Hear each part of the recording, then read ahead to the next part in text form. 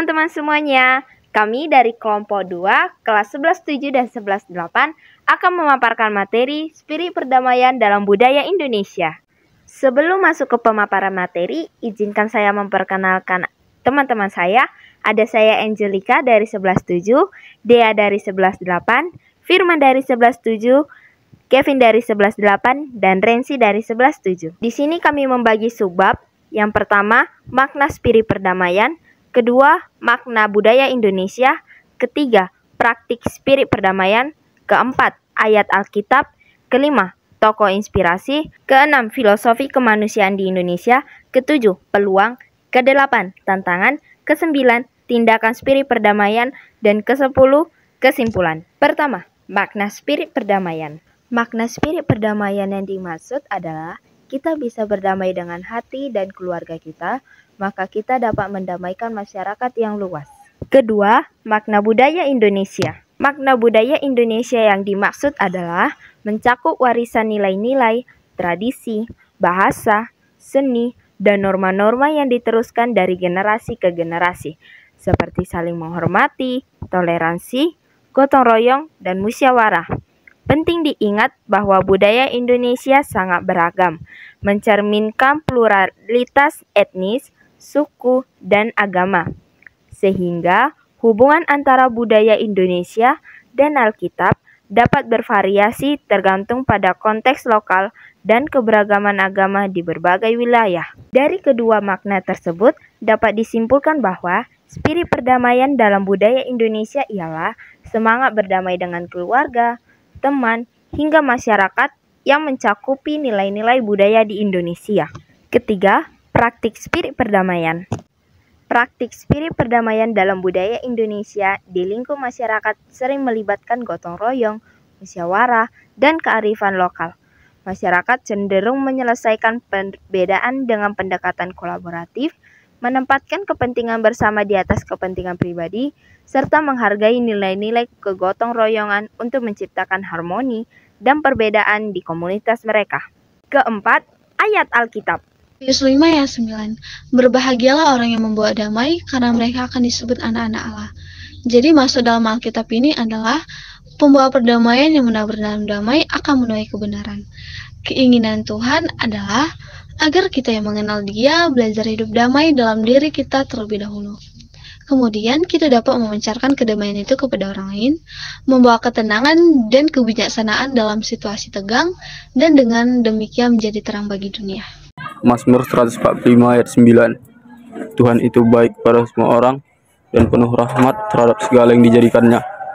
Filipi 4 ayat 7. Damai sejahtera Allah yang melampaui segala akal akan memelihara hati dan pikiranmu dalam Kristus Yesus. Bahan Alkitab selanjutnya diambil dari Mazmur 34 ayat 14 yang berfirman, jauhilah yang jahat dan lakukanlah yang baik. Carilah perdamaian dan berusahalah mendapatkannya. Kelima, tokoh inspirasi. Di sini kami juga mengambil salah satu tokoh yang mencerminkan spirit perdamaian, yaitu Romo Mangunwijaya, atau lebih dikenal sebagai Roma Mangun. Beliau seorang iman Katolik, arsitek, dan penulis asal Indonesia. Beliau lahir pada tanggal 17 Februari 1929. Beliau juga aktif dalam bidang kemanusiaan dan seni. Romo Mangunwijaya ini memiliki peran signifikan dalam mempromosikan perdamaian, keadilan sosial, dan toleransi melalui karya-karyanya. Sebagai seorang arsitek, Romo Mangunwijaya menciptakan desain yang memperhatikan keberlanjutan dalam lingkungan. Keterlibatannya dalam proyek-proyek pembangunan bagi masyarakat kurang mampu juga menunjukkan semangatnya dalam memajukan kesejahteraan sosial. Sebagai seorang penulis, Romo Mangunwijaya menghasilkan karya-karya sastra dan esai yang menyoroti isu-isu sosial dan kemanusiaan. Semangatnya untuk membangun masyarakat yang berlandaskan keadilan dan perdamaian tercermin dalam tulisannya. Keenam, filosofi kemanusiaan di Indonesia. Pela Gandong, salah satu kearifan lokal yang ada di Maluku. Pela Gandong yang menekankan aspek kekerabatan dan kebersamaan. Relasi yang terjalin dalam Pela Gandong dibangun sedemikian rupa yang mengembangkan pola kekerabatan yang sangat kuat. Pela Gandong terjadi karena beberapa hal, di antaranya karena ikatan persaudaraan antar negeri yang diterima oleh keturunan anak cucu dari para orang tua mereka. Vela merupakan suatu relasi perjanjian persaudaraan antara satu negeri dengan negeri lain yang ada di pulau lain atau dalam satu pulau dan terkandung juga di antara penduduk negeri yang menganut agama yang berbeda. Istilah gandeng memiliki makna saudara. Perjanjian ini kemudian diangkat dalam sumpah yang tidak boleh dilanggar. Kedua, Dalihan Natolu. Dalihan Natolu dari Sumatera Utara, tepatnya di Tapanuli Utara, Batak Toba. Dalihan Natolu adalah sebuah filosofi kekerabatan yang menekankan hubungan-hubungan kekerabatan. Ikatan sedara dan hubungan perkawinan membuat terbentuknya kekerabatan. Dalihan Natolu merupakan sebuah penjabaran dan penjelasan dari tungku yang terbuat dari 3 batu yang digunakan untuk memasak. Ketiganya memberi makna yang sangat kuat, yakni sikap hormat kepada keluarga semarga, sikap hormat kepada pihak pemberi istri, dan kasih sayang kepada anak perempuan. Pada kondisi ini, Dalihan Natolu mengedepankan kesetaraan, kesederajatan, sama pentingnya satu sama lain. Pada satu kesempatan, marga tentunya menjadi raja, tetapi pada kesempatan lain menjadi pelayan juga, bergantung pada kondisi apa yang sedang berlangsung. Serentahun. Kearifan lokal lainnya adalah acara dan pesta serentahun yang diselenggarakan pada 22 Rayagung, Penanggalan Jawa. Budaya ini muncul di Jawa Barat dan dikembangkan oleh Kiai Madrais Alibasya. Acara ini merupakan sebuah pesta panen terutama padi masyarakat Sunda. Ketujuh, peluang. Peluang mencakup potensi untuk memanfaatkan nilai-nilai gotong royong, musyawarah, dan kearifan lokal sebagai landasan untuk membangun hubungan yang harmonis antar etnis, agama, dan kelompok masyarakat.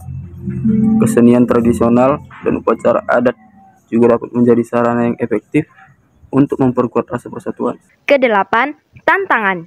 Tantangan melibatkan kompleksitas keberagaman budaya, di mana perbedaan etnis, agama, kepercayaan sering menjadi sumber ketegangan. Ketidaksetaraan sosial, politik, dan ekonomi juga dapat menghambat terwujudnya perdamaian sejati.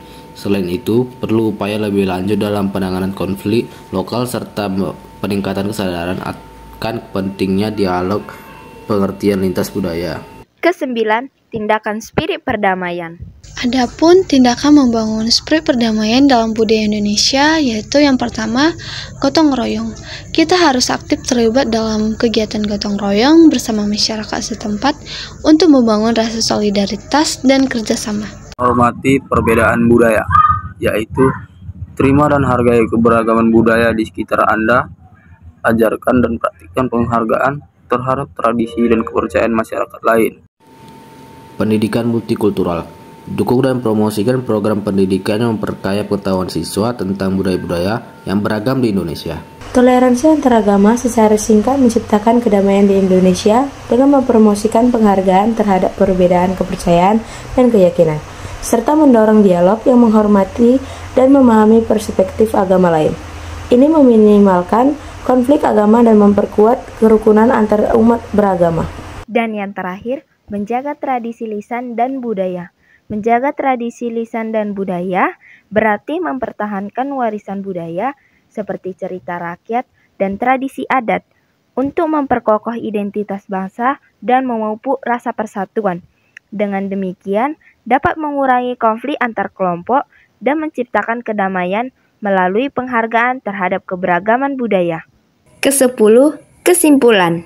Jadi di sini kami menyimpulkan dengan menghargai keberagaman budaya, menerapkan gotong royong dan memperkenalkan toleransi sebagai perdamaian dalam bentuk budaya Indonesia menjadi pilar kuat pembentukan masyarakat yang inklusif dan berdampingan secara harmonis.